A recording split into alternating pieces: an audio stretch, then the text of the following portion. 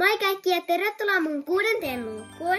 Ja me ei eilen koottu sen takia joulukalenteria, koska mun äiti oli Helsingissä koko päivän. Niin sitten me ei sen takia kuvattu, koska äiti kuvaa mua aina. Niin sitten, mutta hyvää itsenäisyyspäivää. Ja tänään me pannaan tänne äitin ja isin makkariin tää tonttuovi. Ja sit mä avaan vielä sinitarran. Valkoista sinitarraa, eikö ne ole yleensä sinisiä?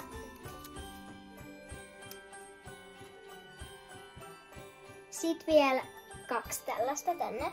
Noin. Ja sitten me pannaan...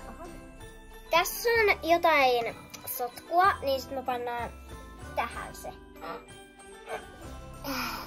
Se on kiva tausta tuolla. Sitten tää pitää liimata sinitarralla. Mä panen sen tohon. Sitten muuten tää ehkä johonkin tohon kohtaan. Näin. Noin. Ja sitten kengät tulee tohon. Ja sitten 6 tonne. Ja sitten noin. Vähän tänne puolelle. Noin. Kiitos kun katsoit tämän videon ja me nähdään huomenna. Moikka!